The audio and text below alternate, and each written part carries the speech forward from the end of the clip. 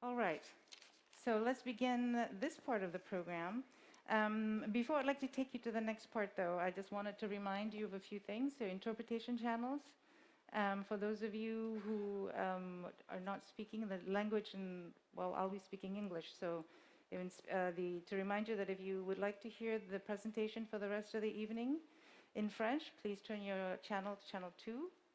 Spanish, channel 3, and of course, if you'd like to hear this presentation in Korean, to change to channel 4. Also a few housekeeping announcements, starting with an important announcement for tomorrow. Our official program actually starts at 9 o'clock, not at 9:30 as it states in the program, and the doors open at 8:30. So we've got something very special planned and a few surprises, so make sure you come early and on time. And lastly, because we've had to be quite flexible with our planning to meet all the COVID safety guidelines, as you know, at the conclusion of our program this evening, there won't be a cocktail reception, but instead we invite you to enjoy a meal where you are with your friends next to you. And when you're done, put your masks back on, and we invite you to attend the Innovation Fair outside this room. So now the good stuff. I'm very excited to introduce our guests for this evening.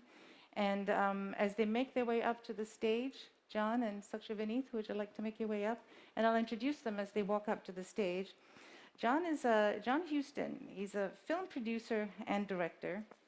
And John was immersed in the Inuit culture since his childhood, which he spent in the Canadian Arctic. His eighth and most recent film, Atautsikut, Leaving None Behind, tells the story of Inuit communities of the Hudson and Ungava coasts of northern Quebec, who empowered themselves by setting up cooperatives, of course. The film looks at the history of the Fédération des Coopératives du Nouveau Québec, or FCNQ, which was founded in 1967 to support the growing local co-op movement and its vision of leaving none behind. And today, the Federation is owned by 14 member co-ops managed exclusively by Inuit and Cree staff. And with John is his friend Sakurani Tangchan, who has been with FCNQ for 21 years. He's FCNQ's Social Economic Development Senior Manager, and among many other accomplishments, he established the Nunavik Financial Services Co-op, which provides banking services to the Inuit of the 14 Nunavik communities. He's originally from Cambodia, and we will hear how, as a refugee escaping the genocide in the 70s, he came to find his new family with the Inuit, and how his life is powerfully connected with the cooperative identity. So I'm going to sit down and have a conversation with these two gentlemen, but before we do that, I just wanted to let you know that the film is available on our co-op cinema on the Congress online platform. We're not going to watch the whole thing here this evening, but we're going to, right now, we are going to be watching a trailer from the film, and if I could cue that up, please. Thank you.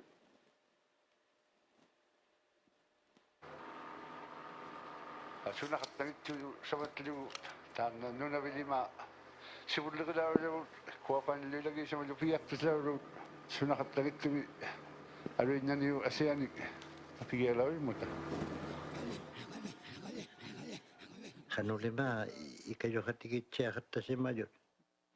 Tamanna oqartaarlaqsimutsangitta haimalauiagut teemitsiasimanginingit kampanikkut angunassuttimu sukkuappinnima taavanigilla naragapperlituviniuvoq neqaqangimut kampanikkuniivatsalealaitlavit neqating tema allait hukiutiserumalleramik halleriittirialiviniit meqqhuliirutitsamini tikiutitiluqit hukiutiup takiningana kisiani kampanikkut neqnitui hattasimayut meqqhulinnit niuqqutitsani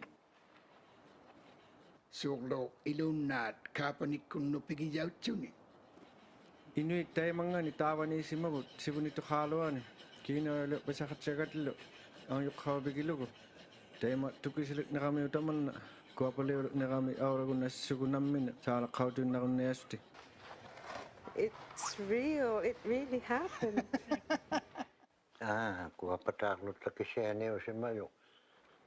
Tamanna pigilaw ya isimanna akago ni ukiuni ohumay totigo hattalo aktilugi kisiani pivalliani bunui tamma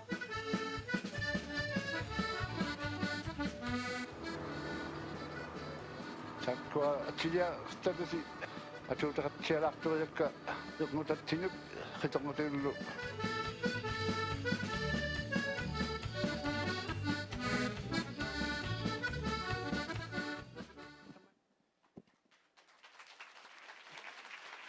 So, you know this. I've been looking forward to this conversation for a long time, to sit with the both of you. And like so many of us who've watched this film, I know the story of the Inuit and the co-ops. I'm always drawn to the story of how co-ops empower people and how the co-op identity can empower people. So, John, I'd like to start the first question with you. If you could tell us about what inspired you to tell their story. Well, Zoraida, my brother Sam and I grew up among Inuit in a very small place called Kingait, or Cape Dorset on southwestern Baffin Island in the Canadian Eastern Arctic. And we didn't talk about words like colonialism weren't being used, at that time. But later we came to understand that the Inuit there had been living under colonialism for generations, under the whalers and then under the fur trading companies. And before Hadlunat, we white people, came along. Inuit were a free people. And I had the privilege of being a boy during the Great Change, when Inuit started to form cooperatives, and using the cooperatives to get themselves out from under the boot heel of colonialism and take back a measure of self-determination. And I believe it's a great story, and a story that had never been told on film.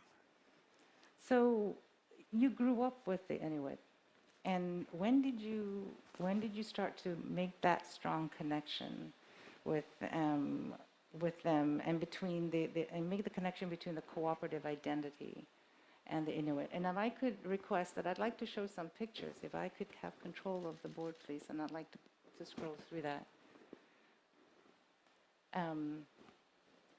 So tell us. Yeah, thank you. So first, my first real experience of this connection between the co-op identity and Inuit actually came when I was 4, 5, 6, maybe 7 years old. And I was like a little ghost. I haunted the print shop. I would stay there very quietly. I didn't want to get in the way, but I was always drawn to the printmaking shop to see what was going on. I stood against a wall in a corner, so I wouldn't bother anybody, and I watched everything. And it was quiet. Most of, in the Arctic world, it was noisy world. It's a world full of life, everybody laughing and singing and everything. Except in the print shop, it was like a surgery, just everything quiet. You could hear a pin drop, as they say, right? So the only time that would change, there would be a sudden discovery, like a new print, a new image. And my father, who was teaching the printmaking at the time, he would spring into action. When this new image was made, there was barriers of language and so on, but he would cross all those barriers. He would make maybe a fool of himself in a way. He would dance around in some funny Scottish way, and he would start saying in whatever language they had in common. He'd go, "Hoi, hoi, isumapalo," like, "Oh, genius, like this, And he'd dancing, and he would send me. I seemed to be a ghost. Suddenly, I was useful. He would send me up to the house to my mother. They would make some tea. They would make some bannock bread and jam, bring it back, and we have a celebration. So now we're watching the new images and we're celebrating. So I would be 4, 5, 6, looking at these people creating a new thing, a thing that was going to be seen all around the world. And this was the very beginning. And when I saw that, I thought, wow. And then the only other thing I would say, to jump forward maybe 15 years or so, in 1970, when Kinojuak Ashevak had the first Canadian stamp of the enchanted owl, a 6-cent stamp. And when I saw that stamp, little stamp with her Inuit print image, and it was being sent all around the world, and that was when Inuit were looking at that, and they thought, that's our identity. So you can't see this from here, but their eyes are just smiling, and we can't see their faces. So I've heard you tell this story several times now, and not everybody knows this. It's a great story, though, and I'd like for John to share this with everybody and tell the people about your father's role in starting the Inuit Artists Producer Co-ops that lasted more than, 70 years now? So tell us that story. Well, it's a big story. In 15 I'll minutes. try a little bit. First of all, I just have to say I'm very, very honored to be here with you tonight. My story, our story, is a very little story, and there are many wonderful stories in the whole cooperative movement. So we're honored that our story was able to be shared. At the same time, many, many of your stories could be shared too. So the fact that my wife, Ree, and myself are able to be here, and with our colleague and dear friend, Sakurani, it's a real honor, and thank you so much. So yes, to your question though, this little story, some may have already heard about it. My father had a passion. He was an artist, and he had a passion to go up north and see what was there, maybe meet the people. He was to make some sketches and so forth on the east coast of Hudson Bay in 1948. He got up as far as Inukjuak, and while he was there, he was making these drawings. They had to stay overnight. He was kind of like hitchhiking, and just to get the ride up there to see what it was like. So he made some drawings. They stayed overnight. The following morning, he's on the beach. He's making some more drawings. He was always drawing. And this fellow comes up the beach. As my father told this story, it's part of Canadian history now. And this fellow comes running up the beach, and he's kind of shaking his fist. He's got his, in his hand, he's kind of shaking his fist and running up to my father. And my father thought, wow, I haven't been in town long enough to cause any real trouble. Why is he shaking his fist at me? So up comes this fellow, and he's shaking his fist, but then he opens his hand, and inside his hand, there's a little caribou, a little carving like a deer or a caribou, and he's holding it, and he presents it, he gives it to my father. Now, my father didn't know all the reasons behind it. The story, it's a 73-year-old story, but it's just changed again because I went up to make this film and talking to some of the people, and they explained the story from the indigenous, from the Inuit side. Why did this man give this piece to my father? People were hungry then. They had hunger. They had to try to feed their family. So why didn't he try to trade or sell the piece to my father? No, he gave it to him at that time. Why? So now the Inuit have helped me to understand more about this story. Nayumiaruk was the man who made this, Kunilusi Nayumiaruk. And he decided, he saw this, one of these sketches that my father had made. And he said, I'm going to show this man, this visitor, that we too, Inuit, also have artistic talent. And he sat down and he made this little carving. This is the first piece of contemporary Inuit art. First one. So he said, I'm going to go give this piece to this man to show him we have talent too. And so my father didn't know the motives behind it, but he was very pleased to receive the present. And the question is, why didn't he trade or ask money for the piece? But I think he was very, very wise, because instead of trading this caribou maybe for a meal for his family, or maybe 2 meals, instead of that, it was a gift. It energized my father to try to help to develop this art, which he did over the rest of his life. And I'm even continuing this into another generation. And the co-ops came up out of it and so on. So these carvings helped to start the co-ops. And through the co-ops, they feed not one meal, not two meals. Everybody eats thousands of meals for generations coming from this little carving. That's a fact. Thank you very much. So I encourage you to stop John on the hallway throughout the next couple of days and have him tell you more stories, because he has lots of stories. I think you would agree with me. And I want so right now I'd like to bring Sakshavanit back into the conversation. And I mentioned in the introduction that he fled Cambodia as a child to escape what we know in the history books as the killing fields.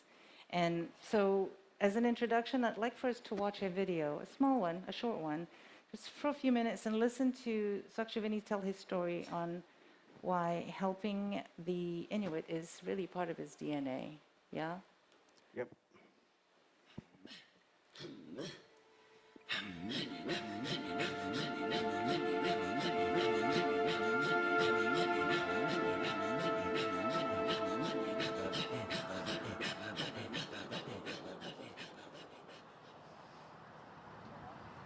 My name is Sokchivanit Tang Chon.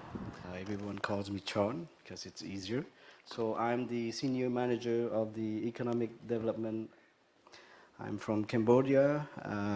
Was born in Cambodia. I was caught in the war, communism war, for 4 years and a half with my mom and my dad and sisters. So I lost 2 sisters, brother, and my biological dad.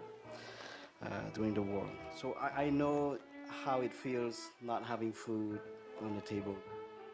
There's no table actually. The one thing that I want to pass for all the FCNQ employees, current and in the future, is Mr. Murdoch had always told me that, John, whatever you do at the end of the day, if it helps an Inuk, do it. You can't get that wrong. And every time I say that to someone else, I get goosebumps because those are my values as well, you know. Because the day that I cannot help an Inuk, I'll be out of here. That's for sure. And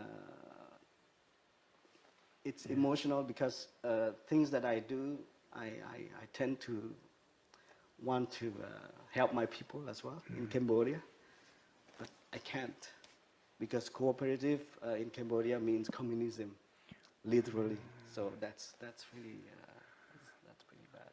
So some of your desire to help, you've kind of put those feelings into helping Inuit people. Yeah, sort of. If I cannot help Cambodians, then maybe I can help the Inuit, and that's what I'm doing.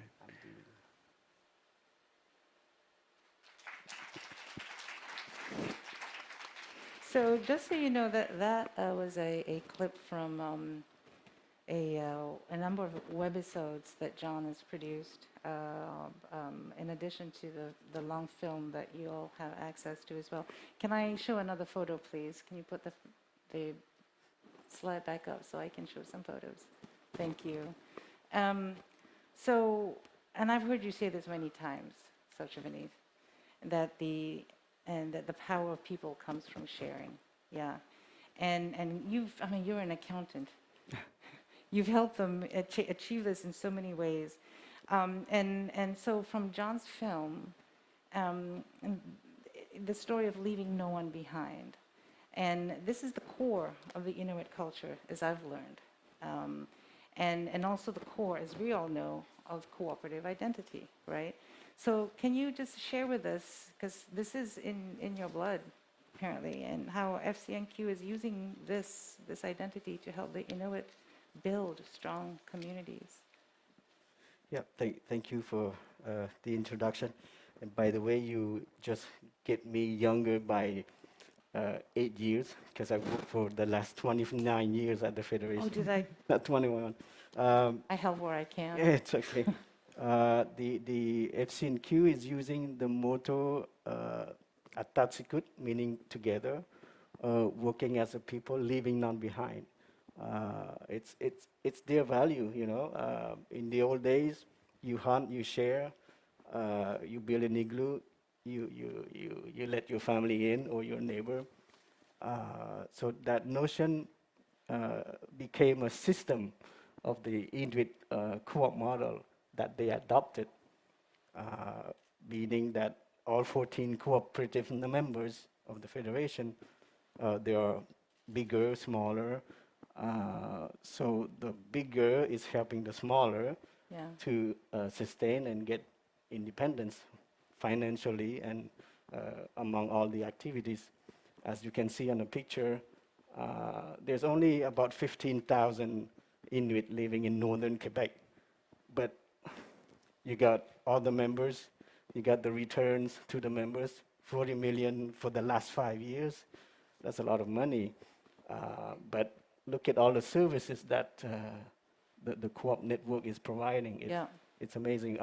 I compared, usually I compare it with a mini Mondragon of Inuit. But it's incredible, that power of leaving none behind and coming to this network of services. So I know there's a strong connection between the both of you, and it's pretty obvious, it's pretty clear. But I always think about this when you and I spoke a couple of weeks ago, and like the one thing that we do agree, and I know that those in this room have heard me talk about this often, is that my favorite cooperative principle is number 7, which is concern for community. And because we are truly part of one community, is the way I see it, and I know you feel very much the same way. When did you realize that we all belong to this one global community? When did you realize this on your journey as a child until now? I think being caught in the war and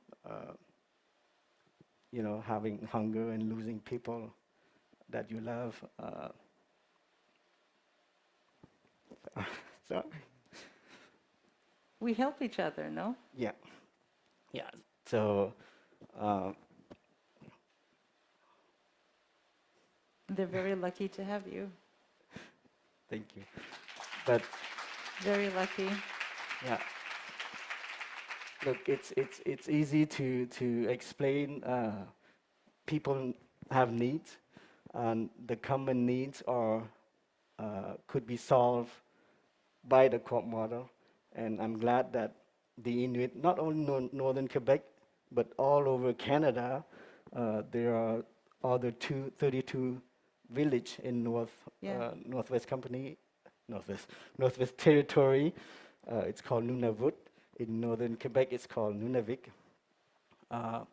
So 46 village overall has a co-op inside of each town, and everything is expensive up north. Everything is far, lots of challenges. But again, with time, the community concerns start with that. When you start a co-op development, you start with the needs, right? As any business, you have a need, and then you create that need and you sustain it. So the cooperative identity started with the carvings, and then later on with the co-op store. And before, they were just selling sugar, flour, and lard. And then now, I always say that our co-op can sell from the socks to building a house. And within between, we're in 8 sectors of activities, energies, mining, transportation, and so on. It's amazing. Yeah. And it's all from that one common need, I guess, to help each other. Yeah, and I wish all over the world, if you believe that you can adopt and adapt that co-op model and building this, not from the first day, but after 62 years, that's what we come up. Well, maybe that's what we should start doing now. Yes. Yeah. So we could talk about this forever, but we all know that we don't have all day. And I think before we conclude the session and before we leave the stage, and I think it would be very appropriate for us to introduce the crowd to Sarah Gray. Yeah, John? And it's a perfect way to start Congress, I think, tomorrow. So I'm going to have John tell you a short story, a short introduction, not story, because we're going to hear her story, yeah? And then we're going to watch another webisode about Sarah Gray, and that I think will be a great way to send everybody off before we start Congress tomorrow. So please. Thank you, Zoraida. It's my great pleasure to introduce Sarah Gray to you. We wish very much that she could have come with us. That was COVID-19 did not permit her to be able to travel. But in any case, she's a bright light. I think you can see from her face and so on. But she really is, I never use the word awesome. It's like so overused in our culture, but she's awesome, okay? She really, one of the things that impressed me was when there's any problem with any of the 14 cooperatives, maybe sometimes they fall, you know, a little bit, some misunderstanding about financial management, or you know, somebody's a little they're not quite as trained as they thought they were, or something. There, for whatever reason, there can be a problem, you know. And one of the things that makes me very proud about the Ilagisa, the Federation of Cooperatives of Northern Quebec, the person who they send in for many, many years, she's kind of semi-retired now, she's not young, but for many, many years, the fixer that they sent in order to fix this problem, financial problem, computer problem, whatever it was, would be Sarah Gray. So she would be one of their own, instead of, in many cases, in other parts of Canada and so on, typically it would be like a senior white man, like me, I guess. A senior white man would come in to the community and would say, okay, what's the problem? We're going to fix your problem. You know, we'll fix the native problem. But one of the great sources of pride has been Sarah Gray, that they fix their own problem. Let's watch, shall we? Yeah.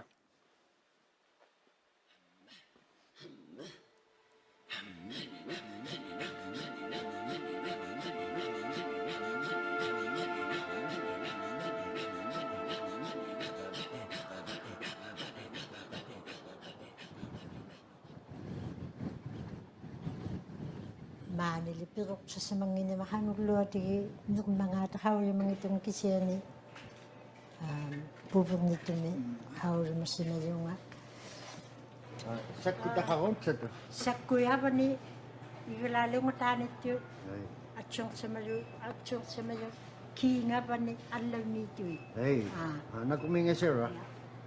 kuha panuilok tinawo pupuk tong niya katimabalaw mata. Iliniyak tuwin ng nilunia malunin ikayoyak tuwin katimatitsiyak tuwin tikita wala wata anansya taw tumitulaw ruman katimayno ay kataw wala wakto nga atatsya ka kayang ito ako na nakulang mga pahawal mo nilang aluni sinipagkalawak sa nga katimatiliwit kisiyani ilun na limati niya ako no yun niya ako no mga akto niya ko tuit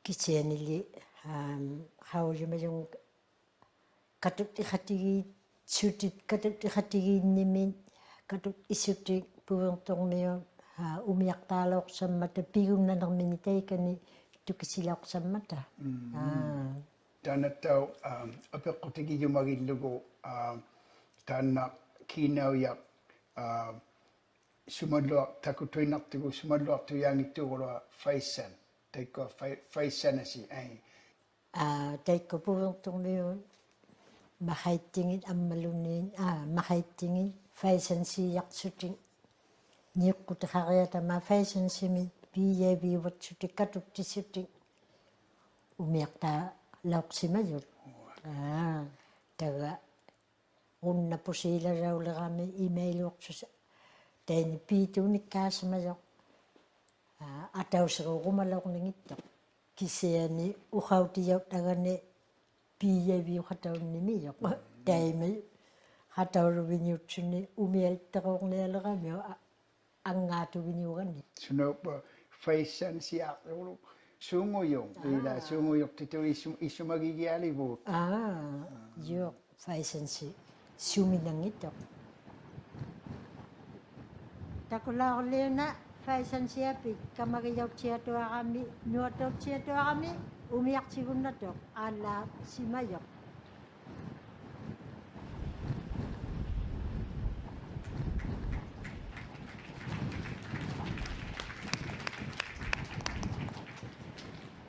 Thank you. We're going to conclude, but I would like to say thank you very much, John, and thank you, Sakurani, for sharing those very inspiring stories Thank you, Zoraida, with us. and thank you, everyone. Thank you, everybody.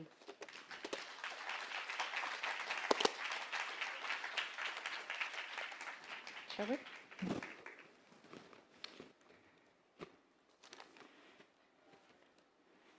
And